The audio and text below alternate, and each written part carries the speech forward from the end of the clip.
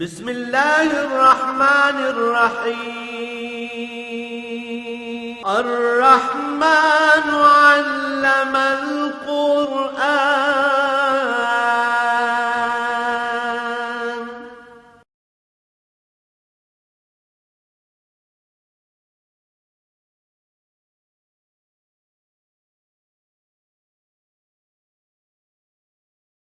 الحمد للہ رب العالمین والصلاة والسلام علی حبیبہ محمد وآلہ وصحبہ اجمعین.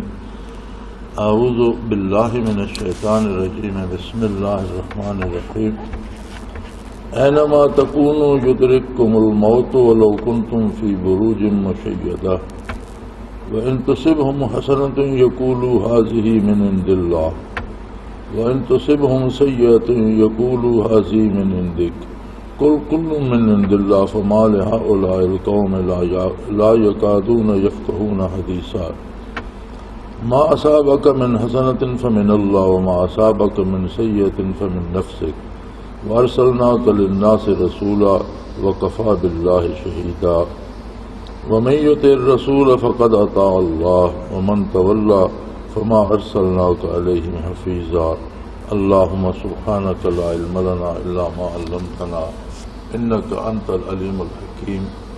مولا یا صلی وسلم دائما ابدا علی حبیبک خیر الخلق کلہم. گزشتہ آیات مبارکہ میں بات چل رہی تھی کہ جو لوگ مدینہ منورہ میں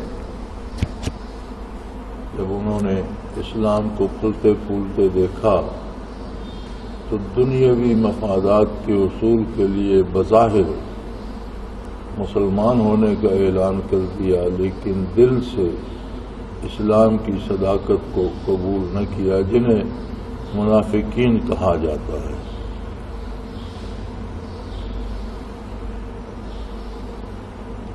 تو وہ لوگ جب جہاد کا حکم ہوا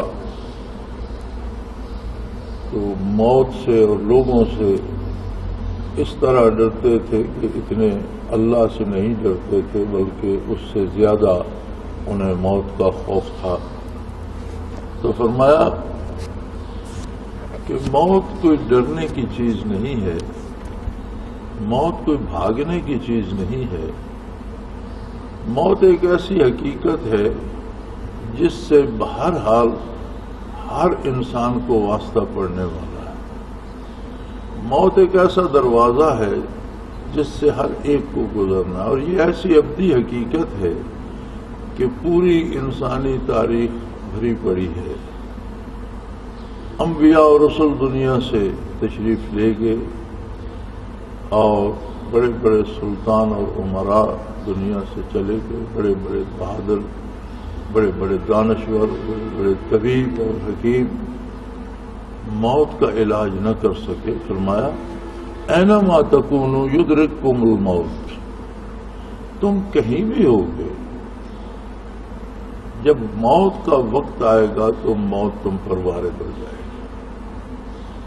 یہ کوئی فرق نہیں پڑتا ولو کنتم فی بروج مشیدہ، اس سے کوئی فرق نہیں پڑتا کہ تم بڑے بڑے محفوظ قلعوں میں بند ہو جاؤ، بڑی بڑی بلند دیواریں بنا لو، بڑے بڑے آہنی دروازے لگا لو، اس پر بہت سارے پہرے دار کھڑے کر دو، موت کو آنے سے کوئی نہیں روک سکتا.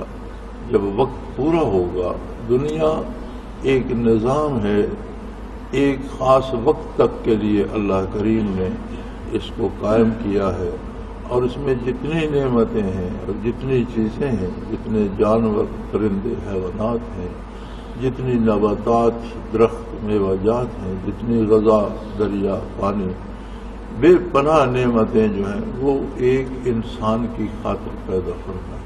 وَلَكُمْ مَا فِي الْأَرْضِ جَمِيعًا، اے نوع انسانی، روئے زمین پر بے حساب نعمتیں صرف تمہاری خاطر ہیں جنہیں تم استعمال کرتے ہو.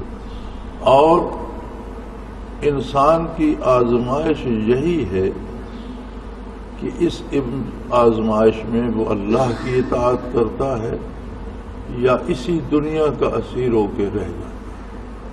اس یاد دہانی کے لیے اللہ کریم نے انبیاء بھیجے کتابیں نازل فرمائیں، حتیٰ کہ وہ رسول تشریف لائے جو ساری کائنات کے لیے اور ہمیشہ کے لیے اللہ کے رسول ہیں، اور اللہ کی وہ کتاب نازل ہوئی جو اپنے نزول سے لے کر قیامت تک کے لیے ساری انسانیت کے لیے لاہ عمل ہے۔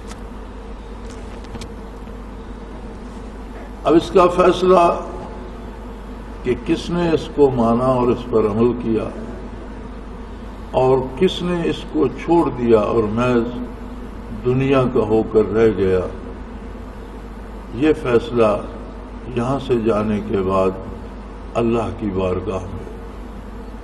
لہذا یہاں سے جانے کے عمل کو، جسے موت کہتے ہیں، کوئی نہیں روک سکتا۔ اگر موت کے ڈر سے تم جہاد سے بھاگتے ہو تو جہاد تو ایک ایسا لمحہ ہے، ایک ایسا فعل ہے کہ جو تمہیں موت کی بلندیوں سے، موت کی رسائی سے بہت بلندی پہ پہنچا دیتا ہے۔ اگر راہ جہاد میں کوئی شہید ہوتا ہے تو فرمایا اسے مردہ نہ کہو، بلکہ یہ سوچنا بھی گناہ ہے، حرام ہے یہ سوچنا کہ وہ مر گیا۔ وَلَا تَحْسَبَنَّ الَّذِينَ قُتِلُوا فِي سَبِيلِ اللَّهِ أَمْوَاتًا، کبھی یہ سوچو بھی نہیں کہ جو اللہ کی راہ میں قتل ہوئے وہ مر گئے، نہیں، بل احیاء عند ربهم يرزقون، وہ اللہ کریم کے پاس زندہ ہیں، کھاتے پیتے ہیں، رزق دیے جاتے ہیں، روزی دی جاتی ہے انہیں۔ تو منافقین جو جہاد سے بھاگ رہے ہیں تو جہاد سے بھاگنے کا مطلب تو موت کا خوف ہے، موت کے ڈر سے بھاگ رہے ہیں، حالانکہ موت تو ہر حال میں آئے گی۔ یہ بھاگ کر زیر زمین کوئی پناہ گاہ بنا لیں یا زمین کے اوپر کوئی بہت مضبوط قلعے بنا لیں تو اینما تکونوا، تم جہاں کہیں بھی ہوگے موت تمہیں پالے گی، خواہ تم بہت بڑے مضبوط قلعوں میں چھپ جاؤ۔ وَإِن تُصِبْهُمْ حَسَنَةٌ يَقُولُوا هَٰذِهِ مِنْ عِندِ اللَّهِ، منافقین کا مزاج عجیب ہے۔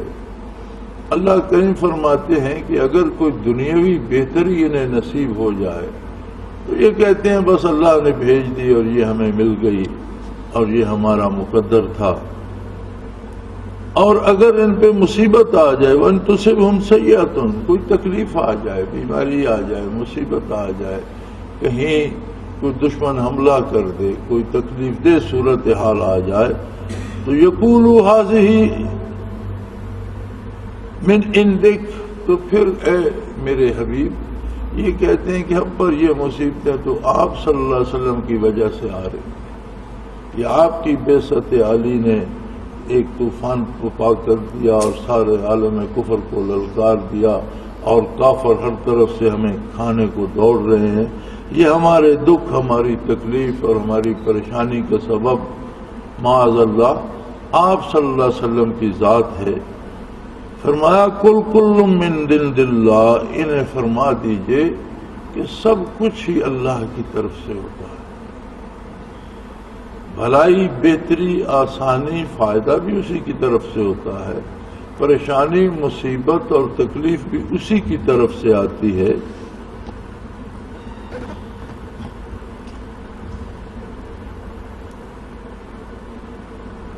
فما لهؤلاء القوم لا يكادون يفقهون حديثا، فرمایا یہ لوگ کیا ہیں اور انہیں ہو کیا گیا ہے کہ یہ بات سمجھنے سے ہی قاصر ہیں، یہ بات ہی نہیں سمجھ پا رہے۔ ہم جب قرآن کریم میں کفر و شرک کے بارے پڑھتے ہیں تو اس عہد کے مشرکین کے وہ آیت لاگو کر دیتے ہیں۔ جب ہم قرآن کریم میں کوئی آیت مبارکہ اطاعت الہی کے بارے پڑھتے ہیں تو ہم یہ کہہ دیتے ہیں یہ صحابہ کے لیے ہے یا یہ ان کی فضیلت میں ہے۔ اسی طرح جب ہم منافقین کے بارے پڑھتے ہیں تو ہم کہہ دیتے ہیں کہ اس عہد کے منافقوں کے بارے ہے۔ شان نزول خواہ کچھ بھی ہو کسی آیت کا، وعید کا شان نزول کفار کے حق میں یا ان کے کسی کردار پر ہو، منافقت کی نشاندہی اس عہد کے منافقین کے بارے کی جا رہی ہو، کردار اور اعمال کی پسندیدگی کا شان نزول بے شک صحابہ کرام ہوں، لیکن قرآن کا نزول خاص ہے اور حکم عام ہوتا ہے۔ کتاب اپنے نزول سے لے کر قیامت تک کے لیے اللہ کی ساری مخلوق کے لیے۔ اور بڑی عجیب بات ہے کہ ہمیں دعویٰ تو ہے مسلمان ہونے کا، ہمیں حضور نبی کریم صلی اللہ علیہ وسلم سے وفا کا دعویٰ تو ہے، ہمیں یہ دعویٰ بھی ہے کہ ہم اللہ کی عظمت اور اس کی وحدانیت اور اس کی توحید پہ یقین رکھتے ہیں، موت پہ یقین رکھتے ہیں، آخرت پہ ایمان رکھتے ہیں، قیامت پہ، جنت دوزخ پہ، فرشتوں پہ ہمارا ایمان ہے، لیکن کیا ہمارا کردار اس کی تصدیق کرتا ہے؟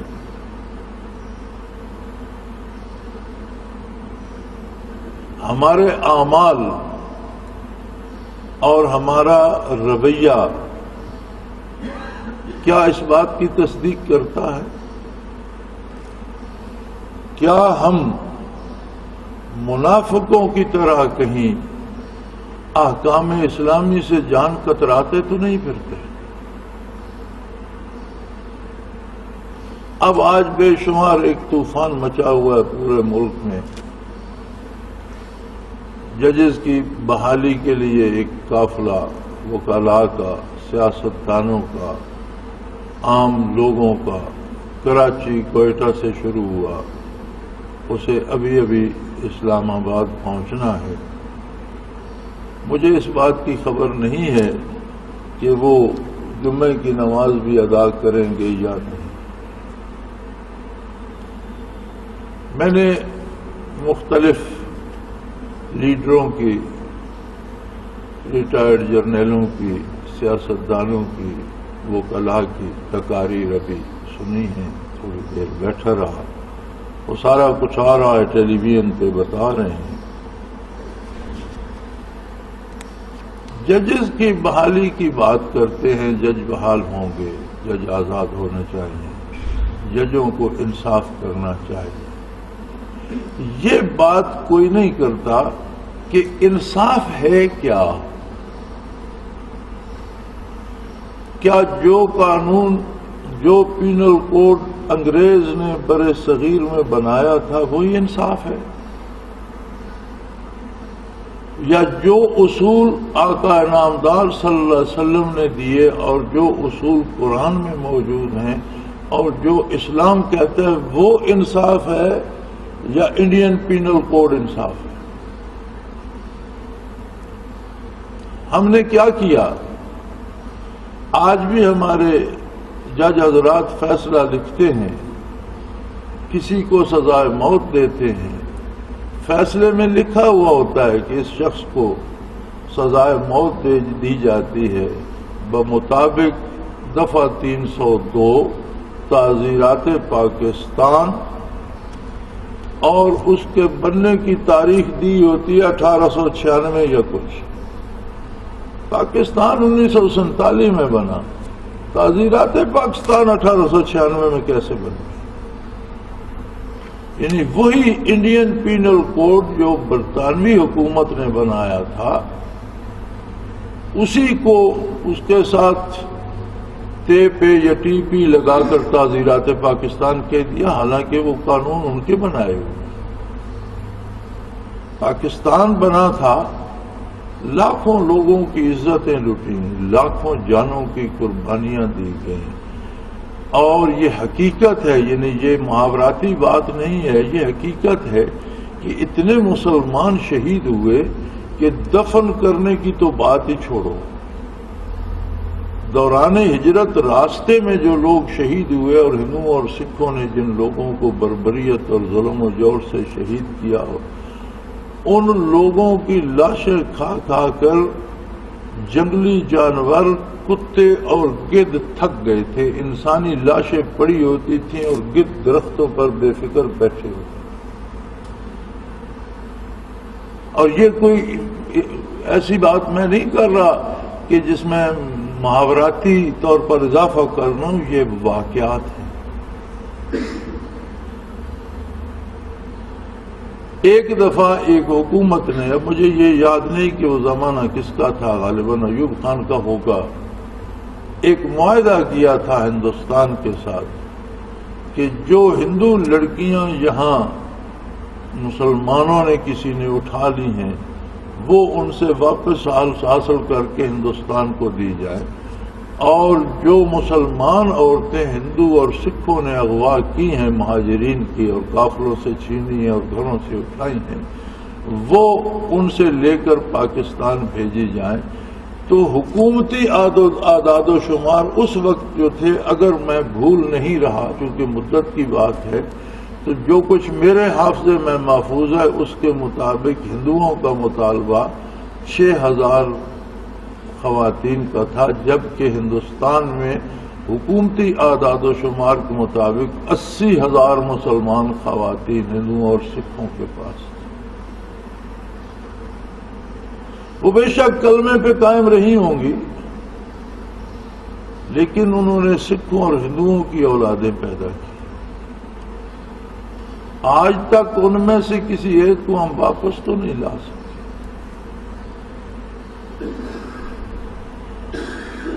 میں ایک پاکستانی جاسوس کی داستان پڑھ رہا تھا جو اس نے ریٹائرمنٹ کے بعد جو کچھ اس کے ساتھ بیتی اس نے لکھا، تو اس میں وہ لکھتا ہے کہ میں اپنے وہ جاسوسی کے کاغذات ایک بریف کیس کی تہ میں نے چھپائے ہوئے تھے، اور راستے میں مخبری ہو گئی اور مجھے بھاگنا پڑا، تو گرتا پڑتا چوری چھپے ادھر ادھر سے ہوتا میں پاکستان کی طرف بھاگ رہا تھا، تو راستے میں بارش آ گئی اور طوفان آ گیا، اور اتنی بارش آئی کہ پانی کے سیلاب آ گئے اور میں ایک درخت پر چڑھ گیا۔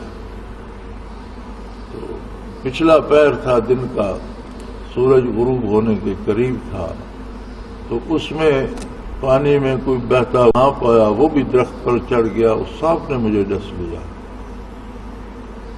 تو شاید زیادہ زہریلا نہیں ہوگا کہ وہ بچ نکلا، لیکن بہرحال مجھے وہ تکلیف بھی تھی، اور پانی اترا تو وہ کھیت کسی سکھ کے تھے، اس نے مجھے پکڑ لیا اور لے جا کر اپنے ڈیرے پہ بند کر دیا کہ صبح پولیس کے حوالے کرو۔ وہ لکھتے جب رات ہوئی 10-11 بجے تو وہ گھر جو تھے وہ مٹی اور گارے کے بنے ہوئے تھے، جیسے ہمارے ہاں بھی دیہات میں لوگ گارے سے دیواریں بناتے ہیں، گارے کی دیواریں تھیں، اور دروازے کو تو اس نے تالا لگایا ہوا تھا اور سامنے چارپائی ڈال کر سویا پڑا تھا، کوئی 1-2 آدمی اس کے ساتھ اور بھی تھے، اس کے دوست یا رشتہ دار۔ تو ایک طرف چھوٹی سی کھڑکی تھی جس سے بندہ نکل نہیں سکتا تھا، جیسے روشن دان ہوتا ہے، اس میں ایک تاکچہ سا لگا ہوا تھا، تو کسی نے اس تاکچے کو باہر سے کھٹکھٹایا، تو میں نے اندر سے چٹکنی کھولی تو وہ تاکچہ کھولا پیچھے، تو باہر ایک سفید بالوں والی خاتون کھڑی تھی، اور اس کے پاس ایک دراتی یا کھرپا کو اس طرح کی چیز تھی، وہ اس نے مجھے دی، اور اس نے کہا یہ مٹی کی دیوار ہے، کوشش کرو اسے آہستہ آہستہ کاٹو تو یہ سوراخ بن جائے گا اور یہاں سے نکل جاؤ۔ تو وہ کہتے ہیں میں نے اس سے پوچھ لیا کہ تم کون ہو اور میری ہمدردی کیوں کرتے ہو؟ اس نے کہا میں اس کی بیوی ہوں، لیکن میں ان بچیوں میں سے ہوں جو مسلمانوں کی بچیاں سکھوں نے چھینی تھی۔ بیوی تو میں اس کی ہوں، لیکن میرا ایمان ابھی تک محمد الرسول اللہ پر اور اپنے اللہ واحد لا شریک پر ہے۔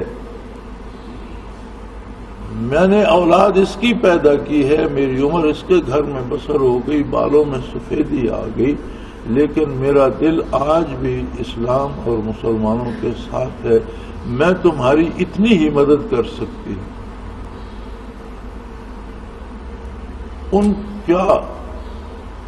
انہوں نے صرف ان کی اولاد پیدا نہیں کی بلکہ انہیں مرنے کے بعد چتاؤں پر جلنا بھی پڑا۔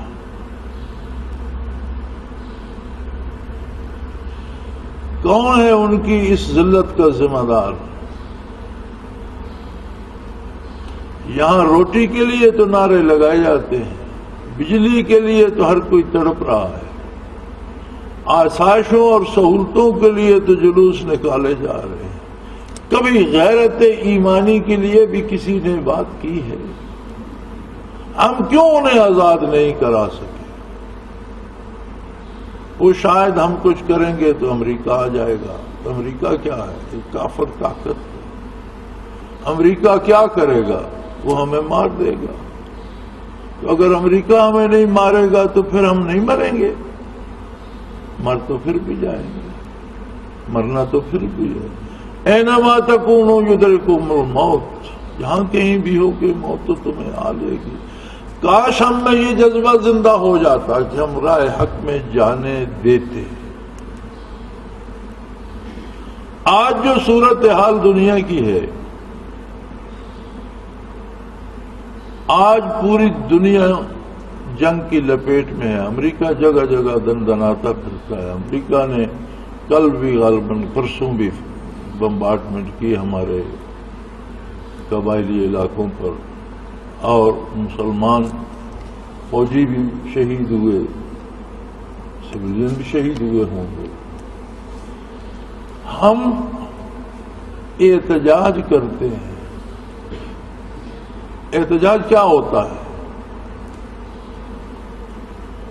آپ اخباروں میں پڑھتے ہیں، ٹیلی ویژن پہ سنتے ہیں، ریڈیو میں سنتے ہیں حکومت پاکستان نے احتجاج کیا. احتجاج کیا ہوتا ہے؟ جیسے کوئی چودھری یا زمیندار تکڑا اپنے کسی کمی کو، مظاہرے کو، غلام کو اس کی کسی ناکردہ خطا پر بھی خفا ہو جاتا ہے اور اسے جوتوں سے مارنا شروع کر دیتا ہے، تو وہ غریب گڑ گڑا کر کہتا ہے 10-12 جوتے کھانے کے بعد کہ حضور اب بس کریں، آئندہ نافرمانی نہیں ہوگی، بہت ہو گئے، میں مر رہا ہوں حضور، میری چمڑی ادھڑ گئی، اب بس کریں. اس کو کہتے ہیں احتجاج.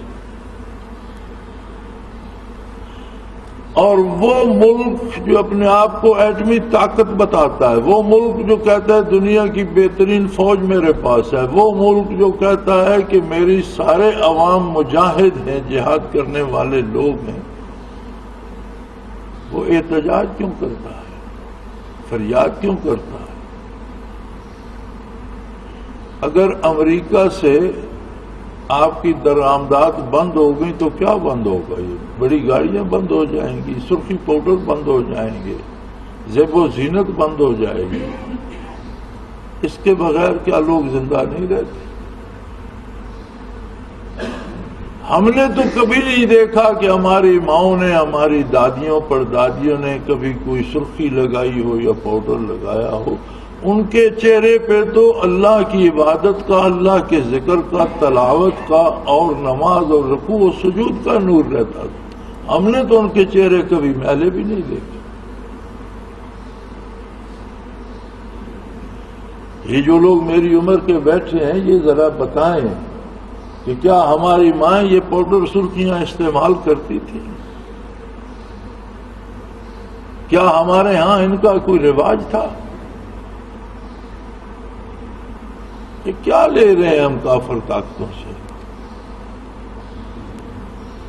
اور کوئی جرأت نہیں کرتا. میں دعوے سے کہتا ہوں حکومت پاکستان آج اعلان کر دے کہ ہم پر حملہ کیا گیا تو ہم جہاد کا اعلان کر دیں گے اور ہم اپنا دفاع کریں گے. میں دیکھتا ہوں امریکہ کیسے یہاں آتا ہے اور کس طرح بمبارڈمنٹ کرتا ہے. اور حکومت اعلان کر دے تو اس ملک کے گناہگار بھی اتنی حمیت دینی رکھتے ہیں کہ وہ میدان جہاد میں جا کر جان دیں گے. لیکن ہماری بدقسمتی یہ ہے کہ حکومت کا ایک کھیل بن گیا ہے جسے جمہوریت کا نام دیا گیا، اور یہ اتنا بڑا دھوکہ ہے جو انسانی تاریخ میں کبھی انسانوں کے ساتھ نہیں کیا گیا. اکثریت کی حکومت بن گئی، اکثریت نے مینڈیٹ دے دیا. پتہ نہیں وہ مینڈیٹ کیا ہے اور وہ اکثریت کیا ہے. ہم اگر گنتی کرتے ہیں تو ایک سیٹ پر 5 بندے کھڑے ہو گئے، ٹوٹل ووٹ گنے تو 4 ہار گئے، 1 جیتا. اکثریت تو ان 4 ہارنے والوں کے ساتھ ہے، پھر اکثریت کی حکومت کیسے بنی؟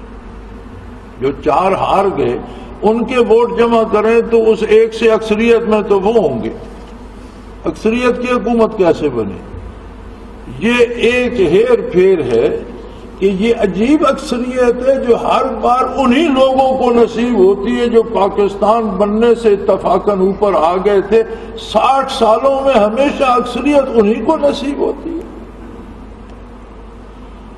ان کے مرد نہ رہیں تو ان کی عورتیں بھی قابل ہو جاتی ہیں، ان کی بچیاں بھی قابل ہو جاتی ہیں، ان کی بہویں بھی اسمبلیوں میں چلی جاتی ہیں. سب میں یہ استعداد آ جاتی ہے. اور یہ صرف دنیا دار سیاستدانوں میں نہیں، ہم نے دینی سیاسی جماعتوں میں بھی دیکھا ہے کہ جب ان کو بھی موقع ملا تو وہ بھی اپنی بہو بیٹیاں بھی اسمبلی میں لے گئے.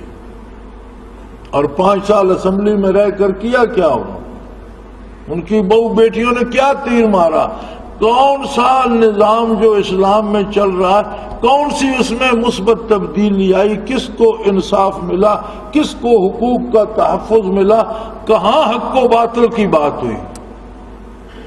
ہاں ایک فائدہ ہوا کہ وہ خود بھی الاؤنسز لیتے رہے اور ان کی بہو بیٹیاں بھی الاؤنسز لیتی رہیں، اور بہت سی رقم جمع کر لی انہوں نے. 5 سالوں میں بہت سے روپے جمع کر لیے. یہ فائدہ ہوا. آج ایک طوفان اٹھا ہوا ہے. ججز بحال ہوں گے، ٹھیک ہے، ججز بحال ہو جائے، انصاف کریں، لیکن کیا وہ انصاف شریعت محمد الرسول اللہ کے مطابق کریں گے؟ تو جو انصاف شریعت محمدی کے خلاف ہوگا وہ انصاف ہوگا یا ظلم ہوگا؟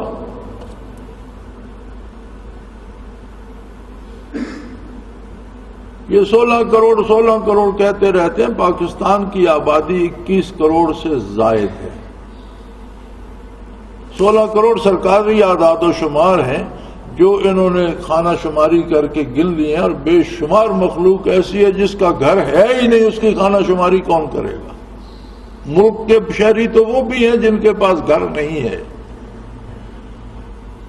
اور کتنے گھر ایسے ہیں جو دور دراز جنگلوں میں لوگ پڑے ہیں، وہاں کون خانہ شماری والا گیا اور کس نے گنا ہے؟ خود شہروں میں ایک اتنی بڑی مخلوق ہے جو جھگیوں میں، کچی آبادیوں میں اور فٹ پاتھوں پہ پڑی ہے، ان کو کس نے گنا ہے؟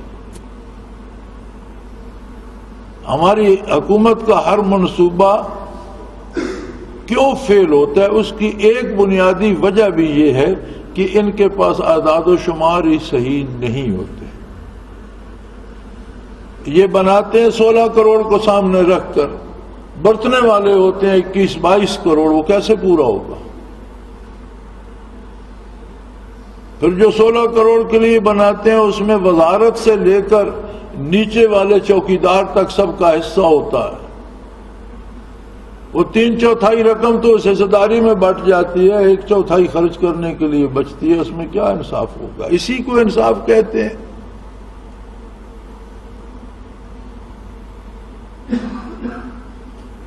اگر انصاف چاہیے تو اسلام کیوں نہیں چاہیے؟ دیکھیں، 2 باتیں سچ نہیں ہوتی. یہودیوں نے ایک شوشہ چھوڑا اور اب وہ عالم اسلام کے جو حکمران ہیں وہ بھی اس پہ زور لگا رہے ہیں کہ جی مکالمہ بین المذاہب ہونا چاہیے، یعنی مختلف مذہبوں کے درمیان بات چیت ہونی چاہیے. ہندو رام کہہ دیتا ہے اس کا مطلب بھی اللہ ہی ہے، انگریز گاڈ کہہ دیتا ہے اس کا مطلب بھی اللہ ہی ہے، کوئی ایشور کہہ دیتا ہے اس کا مطلب بھی اللہ ہی ہے، ہم اللہ کہتے ہیں اس کا مطلب بھی اللہ ہی ہے. نہیں، یہ بات صحیح نہیں ہے. ہم صرف اللہ نہیں کہتے، ہم اللہ اس کو مانتے ہیں، اس کو کہتے ہیں جو اللہ کے رسول نے ہم سے منوایا، اور اس کی جو صفات محمد الرسول اللہ صلی اللہ علیہ وسلم نے بتائی کہ وہ قادر مطلق ہے، وہ واحد لا شریک ہے، نہ اس کی اولاد ہے، نہ اس کے والدین ہے، نہ اس کا کوئی رشتہ دار ہے، نہ اس کا کوئی ہمسر ہے، نہ وہ کسی کا محتاج ہے، وہ تمام خوبیوں کا مالک ہے. ہم اس ذات کو ان صفات سے مانتے ہیں جو محمد الرسول اللہ ہم سے تسلیم کرواتے ہیں صلی اللہ علیہ وسلم. کیا ہندو جسے ایشور کہتے ہیں ان صفات سے مانتا ہے جو محمد الرسول اللہ منواتے ہیں؟ کیا عیسائی جسے گاڈ کہتے ہیں ان صفات سے مانتا ہے جو محمد الرسول اللہ کہتے ہیں؟ تو پھر مکالمہ بین المذاہب کیا بات ہے؟ سچ اور جھوٹ میں کیا مکالمہ ہوتا ہے؟ اسلام سچ ہے اور باقی سارے مذاہب باطلہ جھوٹ ہے. سچ اور جھوٹ میں مکالمہ کیسا ہوتا ہے؟ یہ سارے دھوکے ہیں. حکمرانوں کو یہ دھوکے کیوں پسند ہیں؟ اس لیے کہ حکمران بھی ہمارے حکمران مسلمان ممالک پر کروڑوں لوگوں کے حقوق دبا کر خود بیٹھے عیاشی کر رہے ہیں. وہ نہیں چاہتے کہ کوئی ان کے گریبان میں بھی ہاتھ ڈالے، کوئی ان سے بھی پوچھے. وہ یہ نہیں چاہتے کہ غریب کے گھر کی بجلی تو 24 گھنٹوں میں سے 20 گھنٹے بند رہتی ہے، پریزیڈنٹ ہاؤس کی اور پرائم منسٹر ہاؤس کی 24 منٹ بھی بند کیوں نہیں ہوتی. وہ یہ نہیں چاہتے کہ اگر غریب کو کھانا نہیں ملتا تو تمہارے تو کتے بھی بسکٹ کھاتے ہیں، یہ کہاں سے آتے ہیں. وہ نہیں چاہتے کوئی ان سے پوچھے کہ عام آدمی کے پاس تو سونے کے لیے چٹائی بھی نہیں ہے اور تمہارے محلات میں یہ اتنے مخملی بستر کہاں سے آ گئے.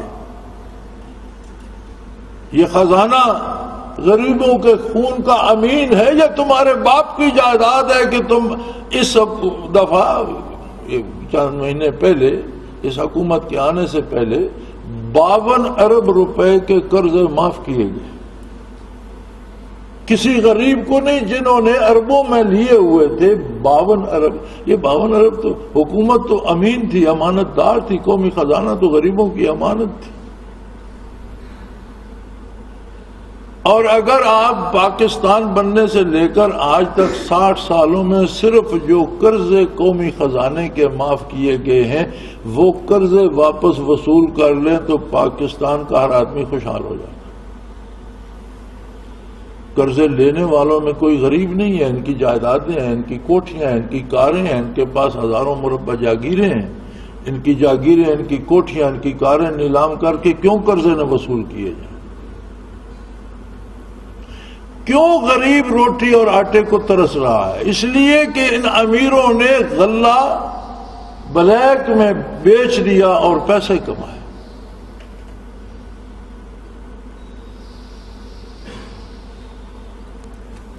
مجھے پرسوں ایک سرکاری بندہ بتا رہا تھا، بہت بڑے حکومتی جو آج کل بہت آگے ہیں، ان میں سے ایک کی بات بتا رہا تھا کہ وہ اس کے پاس کسی کی سفارش لے کے گیا کہ جی یہ 4-5 کروڑ روپے بھی دے گا اور اس کا یہ جو کام ہے یہ دستخط کروا دیجئے. تو اس نے کہا کہ میرے پاس 20 کروڑ روپے سے کم کی بات مت لایا کرو، میرا وقت ضائع نہ کرو.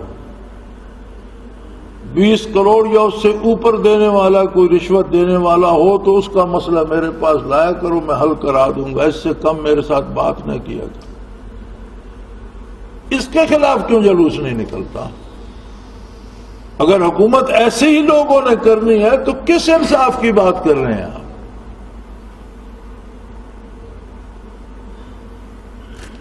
اور یہ سارا کچھ کیوں نہیں ہوتا کہ آج ہم بھی منافقین مدینہ کی طرح موت سے ڈرتے ہیں.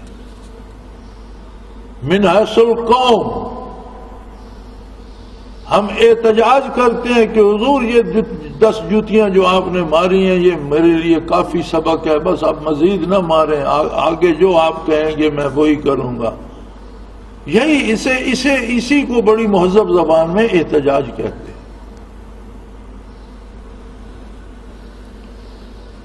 اور پھر فرمایا جب لوگوں کا کردار ہی ہو جاتا ہے، اس طرح موت سے ڈرتے ہیں، تو پھر ان کے دل میں ایک اور گمان آتا ہے. وہ کہتے ہیں اچھا بھلا یار وقت گزر رہا تھا اور یہ اسلام والی مصیبت گلے پڑ گئی اور یہ حرام ہے یہ حلال ہے، یوں پیسہ نہ لو وہ پیسہ نہ لو یہ چیز نہ کھاؤ، تو یہ مصیبت، اس سے تو ہم بھوکے مر رہے ہیں.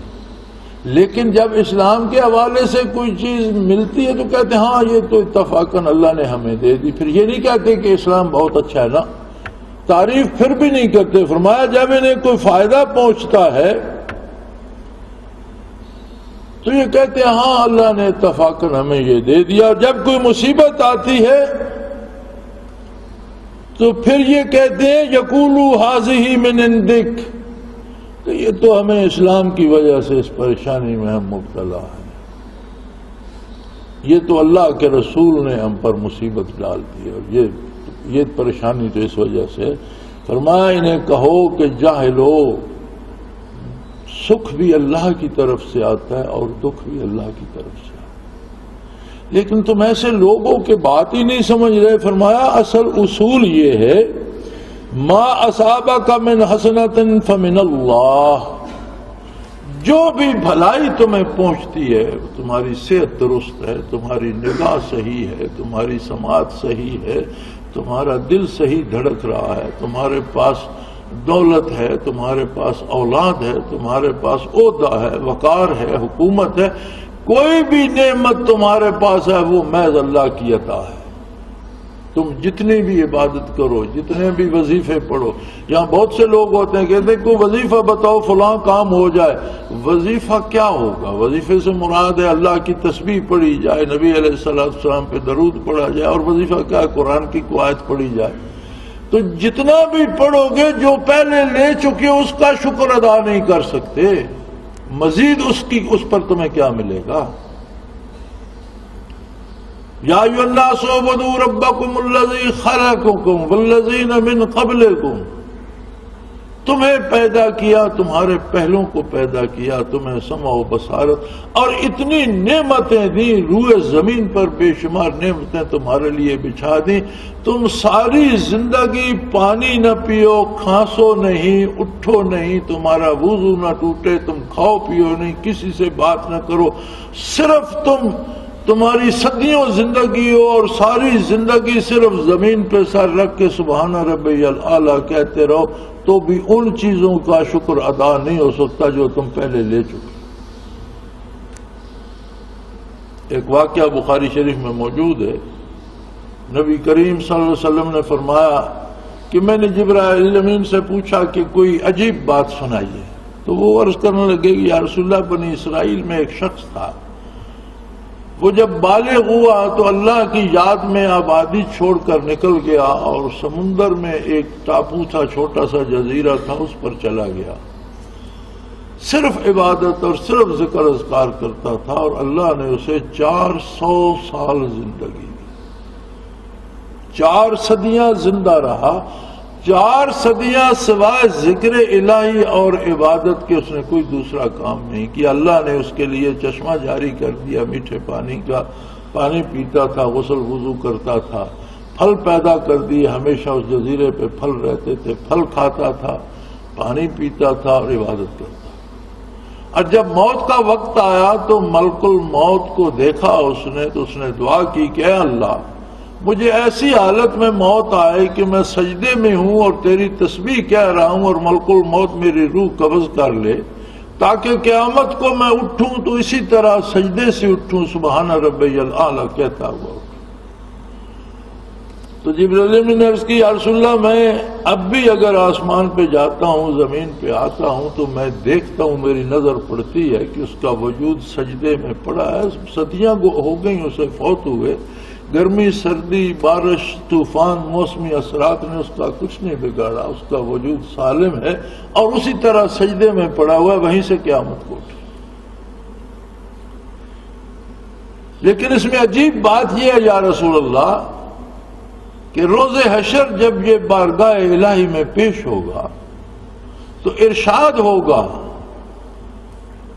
اذهبوا بعبدی الی جنتی برحمتی، میرے اس بندے کو اس پر میں اپنا رحم کرتا ہوں، کرم کرتا ہوں، اور میرے کرم کے طفیل اسے جنت میں لے جاؤ۔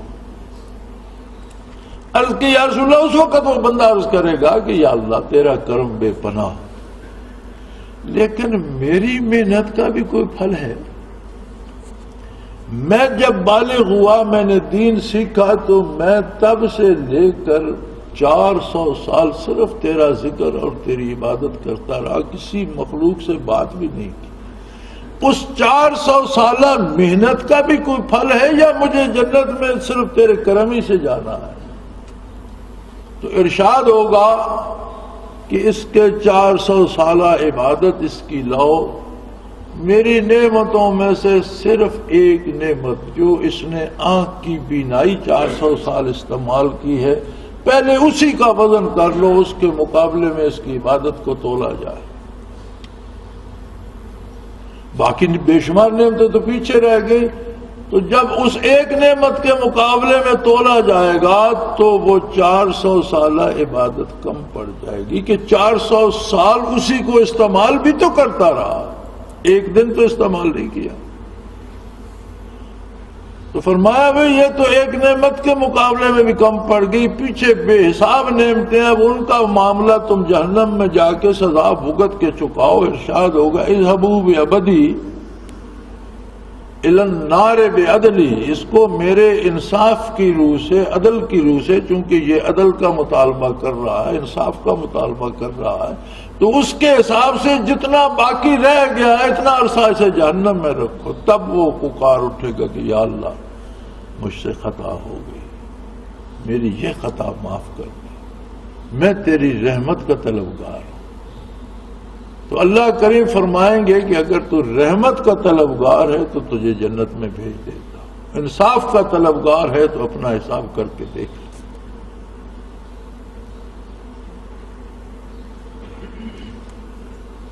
کوئی شخص, حضور صلی اللہ علیہ وسلم نے فرمایا کوئی شخص جنت میں داخل نہیں ہوگا سوائے اللہ کی رحمت کے. حضرت عائشہ صدیقہ رضی اللہ تعالی عنہا ام المومنین نے عرض کی یا رسول اللہ آپ بھی کیا, آپ تو شافع محشر ہیں اور مخلوق کو آپ کی شفاعت پہ اعتبار ہے, تو کیا آپ بھی اللہ کی رحمت ہی سے جائیں گے؟ تو فرمایا یہ شافع محشر ہونا کیا اللہ کی رحمت نہیں ہے؟ یہ بھی تو اللہ کی رحمت ہے. میری عظمت, میرا مرتبہ, میرا مخلوق میں بے مثال ہونا, میرا شافع محشر ہونا, میرا رحمت للعالمین ہونا, یہ بھی تو اللہ کی ہی رحمت ہے.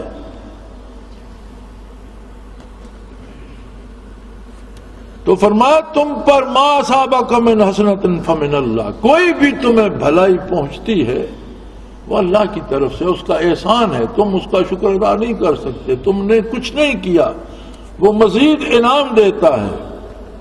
وما اصابک من سیئۃ, اور اگر تم پر کوئی تکلیف آتی ہے فمن نفسک, تو وہ تمہارے کرتوتوں کی وجہ سے آتی ہے.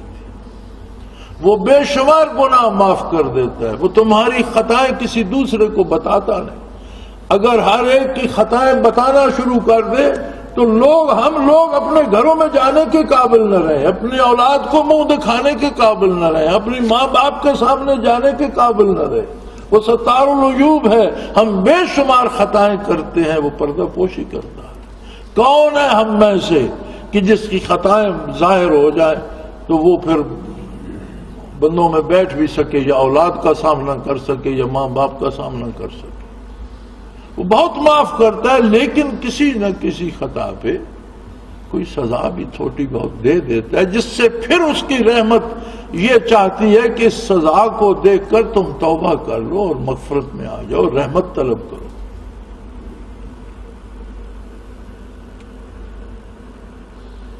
ما اصابک من حسنۃ فمن اللہ, تمہیں کوئی بھی فائدہ پہنچتا ہے وہ اللہ کی طرف سے ہے. فما اصابک من سیئۃ, اور کوئی بھی تکلیف آتی ہے فمن نفسک, وہ تمہارے اپنے کرتوتوں کی وجہ سے آتی ہے, تمہارے کردار کی وجہ سے آتی ہے. تکلیفات اور دکھ تین طرح سے ہوتے ہیں. کسی کو نور ایمان نصیب نہ ہو, اس پر جو تکلیفیں آتی ہیں کافر پر وہ از قسم عقوبات ہوتی ہیں, اور ان میں اس کے دل کو بھی دکھ پہنچتا ہے, اندر سے وہ دکھی اور پریشان ہو جاتا ہے. مومن پہ دکھ آتا ہے تلافی معافات بن جاتا ہے, جو اس سے گناہ معاف کرنے کا سبب بن جاتا ہے. کوئی کانٹا بھی مومن کے پاؤں میں چھوٹا سا چبھتا ہے تو کتنے گناہ معاف کرا دے. اللہ کے برگزیدہ بندوں پہ, انبیاء اور رسل پہ, صحابہ کرام پہ, صلحاء پہ, شہداء پہ, صالحین پہ, نیک بندوں پہ اگر تکلیف آتی ہے وہ ترقی درجات کا سبب بن جاتی ہے. سو فرمایا یہ تمہارا اپنا کردار ہے جو متشکل ہوتا ہے. وَأَرْسَلْنَاكَ لِلنَّاسِ رَسُولًا, اور اے میرے حبیب ہم نے آپ کو پوری انسانیت کے لیے رسول مبعوث فرمایا ہے. آپ کی بعثت عالی سے لے کر قیامت تک جو بھی زمین پر سانس لیتا ہے انسان، وہ اس بات کا مکلف ہے کہ وہ آپ کی غلامی کرے، اور جو نہیں کرتا وہ کافر ہے۔ کفر کی اقسام ہیں، کوئی کسی درجے کا کافر ہے، کوئی کسی شرک میں مبتلا ہے، کوئی کسی شرک میں، لیکن حضور کا ارشاد ہے الکفر ملۃ واحدہ کما قال رسول اللہ صلی اللہ علیہ وسلم کہ کفر ایک ہی ملت ہے، ایک ہی قوم ہے۔ کتے سارے کتے ہوتے ہیں، کوئی سرخ ہے، کوئی ڈبا ہے، کوئی کالا ہے، کوئی سفید ہے، کوئی کاٹنے والا ہے، کوئی شکاری ہے، کوئی بھاگتا ہے، کوئی بولتا ہے، کوئی نہیں بولتا، لیکن کتے بنیادی طور پر تو سارے کتے ہیں۔ اسی طرح کافر سارے ہی کافر ہیں، کوئی مشرک ہے، کوئی یہودی کفر میں مبتلا ہے، کوئی کسی طرح کے کفر میں مبتلا ہے، لیکن بنیادی طور پر الکفر ملۃ واحدہ، کفر ایک قوم ہے اور مومن ایک قوم ہے۔ مومن اللہ کی فوج ہے، حزب اللہ لشکر ہے اللہ کا، اور کافر حزب الشیطان، شیطان کا لشکر ہے۔ وَقَفَى بِاللَّهِ شَهِيدًا، اور آپ کی رسالت پر اور آپ کی صداقت پر اللہ ہی گواہ کافی ہے۔ اللہ کی گواہی ایسی عظیم ہے کہ آپ کی پیدائش کو اس نے معجزہ بنا دیا، آپ کی ولادت باسعادت کو معجزہ بنا دیا، آپ کے بچپن کو معجزہ بنا دیا، آپ کے لڑکپن کو معجزہ بنا دیا، آپ کی جوانی کو بے مثال اور معجزہ بنا دیا، انسانی عقل سے بالا تر آپ کی نیکی، آپ کی شرافت، آپ کی صداقت، آپ کی امانت تھی۔ آپ کی بعثت کو معجزہ بنا دیا، جو کتاب آپ کو دی اسے معجزہ بنا دیا کہ ایک کتاب نے قیامت تک آنے والی پوری انسانیت کی مکمل رہنمائی کر دی۔ دکھ اس بات کا ہے کہ آج ہم کلمہ پڑھنے کے باوجود، سجدے دینے کے باوجود، کتاب کو پڑھنے کے باوجود اس پر عمل کی بات کیوں نہیں کرتے؟ یاد رکھو وہ وقت قریب آ رہا ہے، یہ ملک انشاءاللہ باقی رہے گا۔ مجھے اس ملک کے بارے میں کوئی وہ تقدر نہیں ہے، لوگ کہتے ہیں ختم ہو جائے گا، میں نہیں مانتا، یہ باقی رہے گا انشاءاللہ، اور اس پر اسی قرآن کی حکومت قائم ہوگی، اور یہاں سے روئے زمین پر دین پھیلے گا انشاءاللہ۔ لیکن اس میں کس کی کتنی کوشش داخل ہے، یہ ہر ایک کا اپنا نصیب ہے۔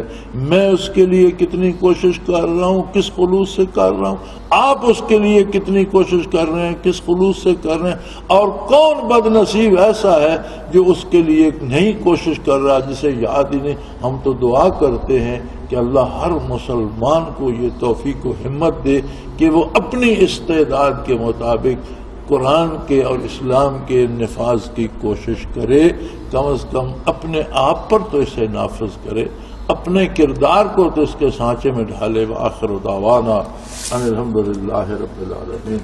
اللہ اللہ اللہ اللہ اللہ اللہ اللہ۔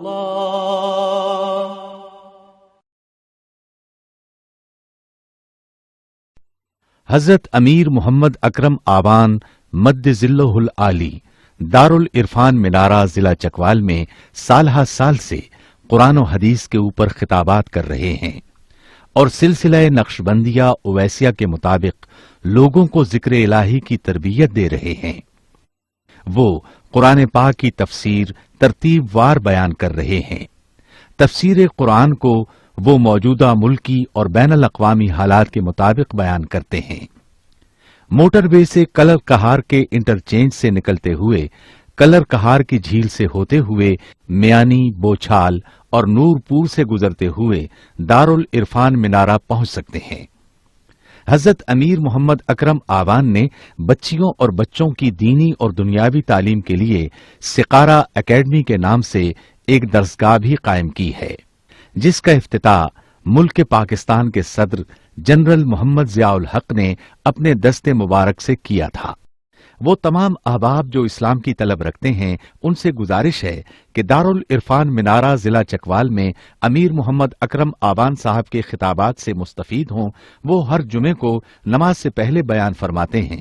ہر ماہ کی پہلی اتوار کو ماہانہ اجتماع ہوتا ہے جس میں آپ خصوصی خطاب فرماتے ہیں اور پاکستان کے چاروں صوبوں سے احباب اس اجتماع میں شرکت کرتے ہیں۔